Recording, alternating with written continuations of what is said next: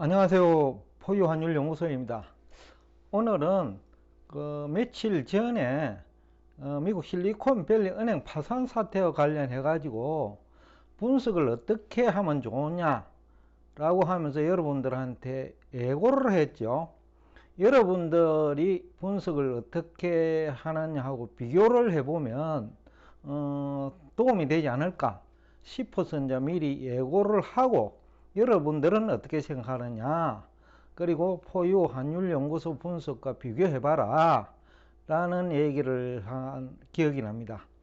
그래서 오늘 이 주제를 가져왔는데, 일단 참고로 얘기를 하면, 고급 정보와 쓰레기 정보는 어떻게 구분하느냐 하면요, 그 분석을 어떻게 하느냐에 따라서 결정돼요. 쓰레기 정보는 대부분 장황하게 설명을 해요. 근거도 없이. 예를 들면 여러분들이 주관식 시험을 쳐본 사람이 많이 있을 텐데요. 거기에 A4 용지 예로 들어서 한 페이지를 준다고 하면 거기에 유행가 가사를 잔뜩 적어 놓으면 한 페이지 금세 채울 수가 있어요. 그것은 아무 의미 없는 그 답이잖아요. 그러니까 출제자 의도하고는 아무 관계없는 오답이에요. 근데 쓰레기 정보가 그런 거예요. 아무 근거 없는 얘기를 장황하게 설명하는 거죠. 그래서 제가 며칠 전에 어떤 얘기를 했나 하면, 워렌 버핏이 주주들한테 매년 보내는 편지 내용에 경제 현상을 있는 그대로 보자라는 얘기를 했어요. 근데 이것을 소설로 써버리면 그 유행가 가사 답안지 적는 거하고 똑같은 거죠. 며칠 전에도 SVB 사태 직후에 미국 연준은 그때까지는 입을 닫았지만은 미국 재무부 장관이 예금자 보호하겠다고 했단 말이죠. 그래, 있는 그대로 보자 이거죠.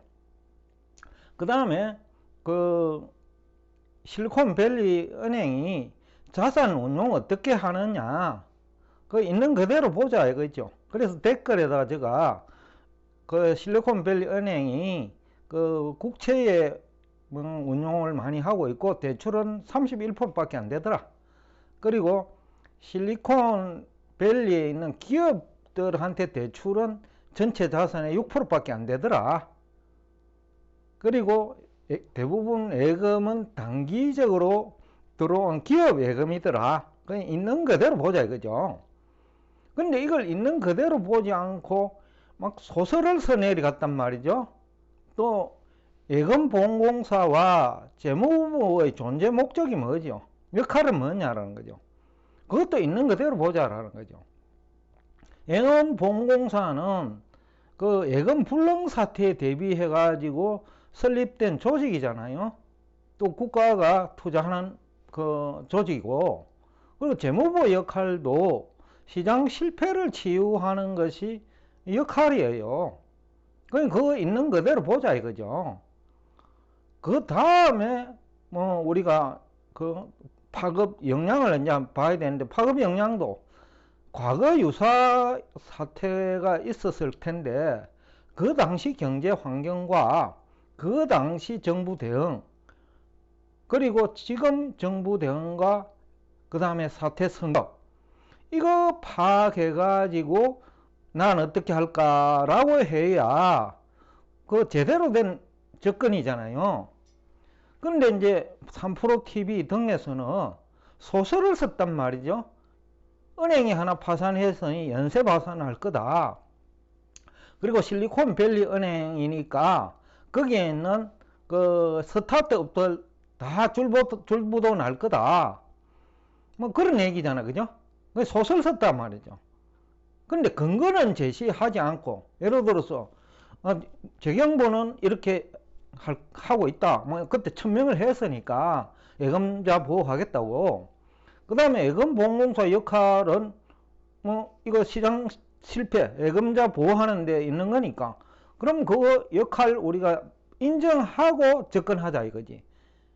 있는 그대로 보자 이제. 이거죠. 그런데 재경부 역할과 그 다음에 애금보험공사 역할은 쏙 빼버리고, 굉장히 중요한 거잖아요. 사건이 터졌을 때 뭐 제일 중요한 핵심적인 내용은 싹 빼버리고, 뭐 실리콘밸리 은행 파산했으니 이제 중소은행 줄도산 할 거다. 그 다음에 그 지역에 있는 스타트업 다 줄도산 할 거다. 뭐 이런 식으로 접근했다는 거죠. 그러니까 유행가 가사 적은 거하고 하나도 다른 게 없다라는 거죠. 예? 그래서 이제 포유환율연구소가 미리 이제 이 얘기를 예고하고, 여러분들이 분석한 것과 포유환율연구소가 분석한 걸 비교하도록 하기 위해서 내용도 4개를 주었어요. 쉽게 하면 그 힌트를 준 거죠.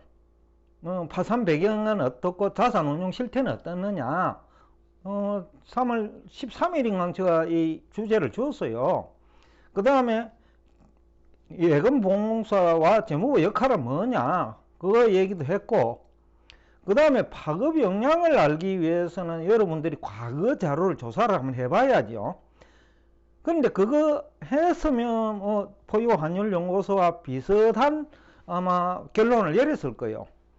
근데 그거 조사하지 않고 3프로TV 가서 자료 조사해가지고 그냥 그대로 인용하고, 815 가서 인용하고, 또 그와 비슷한 또 구독자 많은 그 방송 채널 있죠. 거기 가서 문제 해결책을 찾으려고 하면 그거는 유행가 가사밖에 없다라는 거죠. 쉽게 하면 쓰레기 정보만 가득 차 있는 데서 그것은 무슨 답안이 나올 수 있을까요?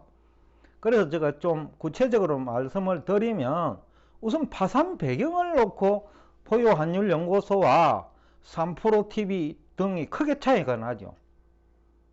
파산 배경은 포유환율연구소는 여태까지 경기 침체 배팅한 것이 가장 큰 원인이라는 거죠. 경기 침체는 없는데, 포유환율연구소가 지난 지난해 10월부터 지금까지 올해 1분기 경기 침체 없다, 줄기차게 얘기했잖아요. 실제로 경기 침체 조짐은 지금 현재까지는 근거는 없다 이거죠. 현상을 보면 1분기 2.7% 성장 얘기도 이제 나오고, 1월 소비를 보니까 그 3% 12월 대비 3% 증가했더라고요. 연율로 따지면 30% 정도 된다고 한번 방송까지도 했어요. 그러니까 경기 침체 조짐은 안 나오는 거예요. 아직까지 자료가 없는 거예요. 근데 자료도 없이 계속 지난해 3분기부터 미국 경제는 원래 1분기에 침체될 거다 하고 단정을 해놓고 그 경기 침체 배팅을 해버린 거예요. 그러다 보니 이 은행은 단기 자금, 그러니까 실리콘밸리에 있는 기업들 예금이니까 단기 자금이죠. 기업들이 대부분 운용 자금을 은행에 맡겨놓고 그 인출해가 쓰기 때문에 단기 자금이죠. 그런데 이 단기 자금을 연준 정책과 반대로 장기로 운용을 해버린 거예요. 이런 걸 이제 경영학 재무관리론에서는 미스매칭이라는 표현을 쓰거든요. 돈은 단기 자금인데 운용을 장기로 하면 문제 발생하잖아요. 특히 올해처럼 경기가 침체가 아닌 1월 지표만 보면 그렇거든요. 2월 초에 발표는 됐지만은 오히려 경기 과열 조짐을 보이니까 금리가 급등하면서 또 연준도 강하게 대응을 하고, 그러니까 이제 투자 손실이 커지죠. 이걸 이제 예금자들이 알지요. 예금자들도 요즘 바보 아니에요. 그러니까 이제 예금 인출을 해버린 거죠. 그래서 3월 10일 날 뱅크런이 발생했고 불과 하루 만에 파산해버린 거죠. 결국은 이것은 연준의 실패가 아닌 그 시장의 실패다. 즉, 그 실리콘밸리 은행의 실패이고, 경기 침체에 배팅한 은행들 제법 있겠죠. 앞에서도 얘기를 들었습니다만은 모건 스탠리도 경기 침체 배팅했고, 그 다음에 헤지펀드로서 상당히 영향력이 있는 그 블랙록도 뭐 경기 침체 배팅했죠. 블랙록은 지난해 10월에도 경기 침체 배팅했어요. 그러다 보니까 구조조정하지 않을 수가 없죠. 그러니까 주식을 해야 될 시기에, 그러니까 주식을 매수해야 될 시기에 주식은 인버스 투자하고 공매도 하고, 국채도 또 거꾸로 장기채 투자해가지고 금리 오르니까 막 박살나고, 그러니까 분석에 실패했다는 거죠. 그러니까 있는 그대로 보지 않았다는 거죠. 경제 현상을. 그리고 예금보험공사와 재무부 역할은 얘기하지 아니하고 앞으로 많은 은행이 도산할 거다, 그런 얘기거든요. 그리고 실리콘밸리에 있는 스타트업 다 부도날 거다. 그러면 그 예금보험공사 존재 이유가 뭐 있을 존재가 필요 없잖아요. 미국 재무부도 역할 필요 없어요. 재무부가 투자한 그 조직이에요. 연방 예금보험공사는. 한국도 똑같아요. 그럼 사고 터지면 재무부와 협의하게 돼 있어요. 그러면 재무부와 예금보험공사는 시장 실패를 치유하는 역할을 담당하고 있어요. 그러니까 이런 거 다 고려를 해가지고 답안지를 작성해야 된다는 거죠. 그래야 제대로 된 분석이 된다. 그런데 이제 연방예금보험공사 조사를 해보니, 실태 조사를 해보니 대부분 국채 중심으로 운용을 하고 있더라. 다만 문제가 있다 하면 그 장기채 투자를 했더라라는 거죠. 이것이 그 어떻게 보면 단점과 장점 동시에 다 가지고 있어요. 단점은 단기 자금을 장기로 운용했으니까 리스크에 일단 노출됐어요. 장점은 사고가 터진 이후에 그 국채 가격이 오르는, 즉 국채밖에 없다 이게. 그래도 왜 사고가 터졌으니 은행 못 믿겠다 이거 아니에요. 그러니까 국채 가격이 오른다, 즉 국채 수요가 증가한다. 그럼 국채 가격이 오르면 그 실리콘밸리 은행 자산으로 예금자 보호 가능하잖아요. 다만 그게 행정적인 절차하는데 시간이 필요하니까 예금보험공사가 가지고 있는 돈을 미리 그 예금자한테 그 인출 가능하도록 해주는 거예요.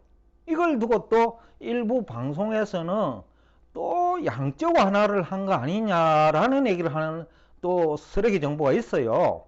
그게 어떻게 양적 완화예요? 예금보험사가 가지고 있는 돈을 예금자한테 이제 계좌 이전시켜 준 거예요. 예금자한테 돈 준 거예요. 그런데 왜 이거 양적 완화예요? 예금 주인만 좀 일시적으로 바뀐 것이지.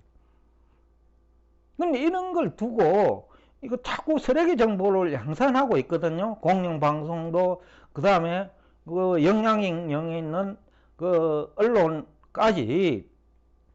또 며칠 전에는, 최근이죠, 그 또 다른 은행이 뭐 퍼스트 은행인지 뭐 이름은 정확하게 모르겠는데 부도가 나자 그 JP 모간 등, 그러니까 좀 건전한 은행이 십시일반으로 돈을 모아가지고 지원하는 방법으로 사태를 수습하니까 이 돈도 또 마치 큰 폭으로 증가한 것냥 얘기하는 언론이 있단 말이죠. 또 그런 사이비 그 경제 전문가도 있고, 그거는 연준이 돈 뿌린 것도 아니고 재무가 돈 뿌린 것도 아니에요. 기존에 JP 모간 등이 어디에 예금해놓고 있단 말이죠. 아니면 국채 운용하거나 그 돈을 십시일반으로 내가지고 그 위기에 처한 다른 은행을 구조하니까 돈 주인이 일시적으로 바꾼 거예요. 공짜로 준 것도 아니에요. 돈 주인이 일시적으로 바뀐 것을 보고 양적 완화라고 표현하는 쓰레기 정보도 있더라. 그런 식으로 접근하면 안 된다라는 거죠.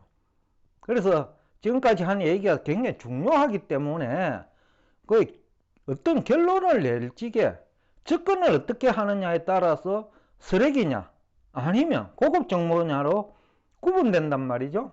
그래서 포유 환율연구소 3월 12일 날 일부 우리 구독자죠, 그분한테 그 한 3, 40분 내지 1시간 정도 통화했을 거예요. 각각. 그러니까 뭐 그날 제법 한 서너 시간 넘게 통화를 한 것 같은데 모두 합하면. 그런데 결론은 그랬거든요. 위험 관리 필요 없다. 오히려 가격 내리면, 주가 내리면 매수로 대응하자. 실제로 그 얘기를 했어요. 매수로 대응하자. 그러니까 결과론적으로 포유환율연구소가 그날 분석한 내용 그대로예요. 지금 그대로 돼가지고 오히려 주가가 많이 올랐죠. 나스닥 쪽이 좋을 거라고 내가 했어요. 그날. 왜냐면 이거는 양극화가 될 수밖에 없다. 별 볼 일 없는 은행의 돈은 좀 건전한 은행 쪽으로 돈이 이동할 거고, 자산운용 형태도 그런 별 볼 일 없는 은행이나 조직이 운영하는 쪽에서 투자할 것이 아니라 별 볼 일 없는 기업, 뭐 우리 한국으로 치면 테마 주식이죠. 그런데 주식 투자하지 말고 그래도 금리가 하락하면 크게 도움을 받는 나스닥 100 중에서도 초우량 기업에 투자하자. 결국 나스닥 100 지수가 상승하는 가장 중요한 이유예요. 그런 식으로 접근하는 게 맞다. 그래서 제가 뭐 기다려봐야 알겠지만 그날도 이번에야말로 미국 나스닥 100 지수가 13,500까지 가는 거 아니냐 라는 얘기까지 그날 했어요. 3월 12일자로. 그래서 이제 파급 역량을 이제 우리가 뭐 얘기를 해야 되는데, 그날도 제가 얘기를 했는데, 그리고 며칠 전에 과거 이제 유사 사태, 며칠 전에 얘기했죠. 2008년 리만 사태, 예고만 하고 방송은 토요일 날 이제 나가는데 그 내용은 다 정리해 놨어요. 거기 방송도 해놨고 거기에 수요일 날 아마 올렸는 건 그럴 거예요. 그러니까 주가 폭등하기 이전이죠. 자료 다 만들어 놓고 올린 거니까 이게 뒤에 확인하고 올린 거 아니에요. 또 일부 악성 댓글 그 사람이 먼저 올렸다가 지웠더라고요. 아마 아직도 조금 인품에 문제가 있는 사람이 근거도 없이 비난한다는 거죠. 그리고 앞에 제가 한 얘기들이에요. 이 얘기들이 다만 실리콘밸리 은행과 관련해서 다시 정리하는 거예요. 지금까지 포유환율연구소가 1분기까지 경기 침체 없다라고 널리 얘기했잖아요. 그러니까 그 얘기는 주식에 투자할 때 왜 채권에 투자하느냐 이 얘기하고 똑같은 거예요. 또 있는 그대로 보자라는 얘기도 그거예요. 이때 한 얘기 그대로를 정리한 거예요. 오늘 별도로 이걸 뭐 자료라고 생각하면 안 돼요. 다만 방법, 그 쓰레기 정보들이 제공되는 방송 채널과 포유환율연구소가 제공하는 그 정보 접근 방법이, 즉 정보 생산 방법이요. 생산 방법의 차이가 있는 것을 다만 지금 정리하고 있어요. 그러니까 이제 국채 중심으로 운용을 했기 때문에 문제 해결이 용이하고, 그러니까 이제 예금자 보호 100% 가능하다. 그리고 구제금융 필요 없다. 미국 재무부 장관이 바로 그 얘기를 했잖아요. 대통령까지도 뭐 세금 혈세 추가 부담 없다라는 거죠.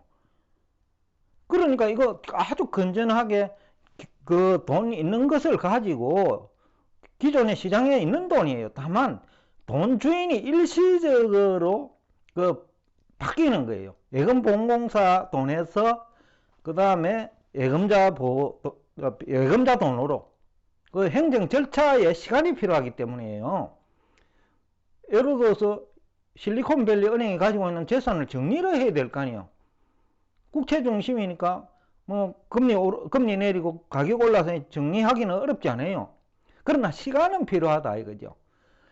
정리해가지고 예금보험공사가 그때는 가져가고, 그 이전에 실리콘밸리에 있는 예금자한테 돌려주는 정도의 역할을 했다는 거죠. 그러니까 이거를 너무 확대 해석할 필요도 없는 거고요. 있는 그대로 보자는 거죠.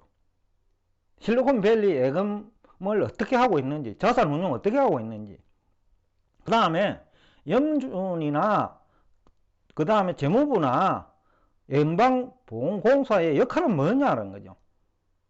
앞에서도 잠시 언급을 했는데 댓글로 연준이 실수가 있었다면 속도는 조금 빨랐다 라는 얘기를 제가 한번 했어요. 그거는 반성할 거다. 그것도 호재지요. 그래서 어떤 호재가 있느냐라고 제가 반문을 하면서 저 며칠 전에 방송 예고를 하면서 어떤 호재가 있느냐. 호재만 하나 여기에요. 우선은 금리가, 시장금리가 하락하니 그 무능한 인간들이 구제를 받은 거예요. 금리가 오르면서. 그 재무 상태가 아주 좋아졌죠. 오히려 그 실리콘밸리 은행이 부도 안 났으면 그 지금 망하지 않고 구제를 받은 그쪽에 무능한 인간들이 구조조정되고 실업자 되고 조직이 힘들어졌을 거예요. 그런데 덕택에, 그러니까 실리콘밸리 은행 파산 덕택에 국채 수요가 증가하면서 오히려 위험에서 벗어난 거죠. 그래서 이런 것도 제대로 분석하는 것이 향후 시장을 어떻게 볼 것이냐. 지금 아마 지난 10월처럼 이번에도 비슷한 위기를 초래한 조직이 많으리라고 봅니다. 그러니까 은행 연쇄부도, 그 다음에 그 실리콘밸리의 기업들 스타트업 연쇄부도, 여기에 배팅한 사람이 있다는 거죠. 그러니까 인버스나 공매도한 또 무능한 인간들이 있다 이거죠. 그러니까 그런 사람 또 희생돼야죠. 또 그 덕택에 주가는 더 오르는 거죠. 왜냐하면 다시 상환해 줘야 되잖아요. 왜? 분석에 실패했으니까. 즉 쓰레기 정보에 현혹돼 가지고 그 인버스 투자 공매도를 했는데 주가가 빠른 속도로 회복을 하니 특히 3배수로 투자한 사람이 있을 거예요. 은행 망한다고 하니까. 그러니까 2008년 리만 사태와 같이 생각한 사람이 있다라는 거죠. 그러니까 3배수로 투자를 했다면 한 10% 오르면 또 30% 날아가는 거예요. 그렇지 않아도 10월 이후 재산이 반토막이 났는데 그 반토막을 가지고 또 거꾸로 갔다라는 거죠. 그러니까 이제는 전체 재산의 뭐 10%만 남고 90%는 공중에 증발해버린 거죠. 그러니까 쓰레기 정보가 얼마나 위험한지, 또 고급 정보가 얼마나 가치가 있는지를 보여준 또 다른 하나의 사건이었다. 또 한편 그것을 역으로 이용하는 사람은 또 지난해 10월에 이어 이번에도 돈을 벌 수 있는 계기가 됐다. 며칠 전에 제가 이제 통화를 한 분 중에 한 명이 앵하도 가지고 있고 그 다음에 나스닥도 가지고 있는데 그때 팔고 싶었던 거예요. 근데 이제 제가 오히려 기회로 활용하자라고 했거든요. 그럼 그때와 비교하면 벌써 또 10% 이상 차이에요. 그러면 지난해 10월에도 그 비슷한 얘기를 했으니 그때도 그 10% 이상 차이. 불과 몇 개월 동안에 20, 30% 차이가 나는 거예요. 그 접근을 어떻게 하느냐에 따라서. 그래서 제가 앞 시간에 실망스럽다. 왜 쓰레기 정보에 관심이 많으냐. 3프로TV, 815머니, 뭐 구독자 50만 명, 30만 명, 100만 명 있는 대부분의 방송 채널 정보는 접근 방법이 그 틀려먹었다라는 거죠. 그러니까 답안지가 그 유행가 가사로 가득 차 있다. 소설이다는 거죠. 근데 그거는 들을 때는 재미는 있어요. 근데 내 돈을 절단내는 거죠. 재미있는 삼류 소설이기는 하지만은 내 재산을 완전히 깡통 계좌로 만드는 정보다. 지금이라도 그런 정보를 구분할 수는 있어야 된다. 그렇지 않으면 여러분들은 아마 한 3년 후에는 1억 원이 500만 원 정도 돼 있을 거예요. 그래서 최근에 누가 이런 얘기를 하더라고요. 왜 다른 사람 그 비판하느냐. 비판하는 거 있는 그대로 얘기를 한 거지요. 여러분들의 재산을 보호하기 위해서 다시는 그런 조직에 가가지고 그 쓰레기 정보 얻지 말라고요. 그리고 거기 가더라도 정보를 어떻게 생산해내는지, 즉 접근 방법이 뭔지를 알고 그걸 따져보고 그 쓰레기 정보를 이용할 것인지, 아니면 쓰레기인지 유용한 정보인지 판단 능력이라도 있어야 된다라는 측면에서 제가 장황하게 설명을 했습니다. 오늘도 끝까지 경청해 주셔서 대단히 감사합니다.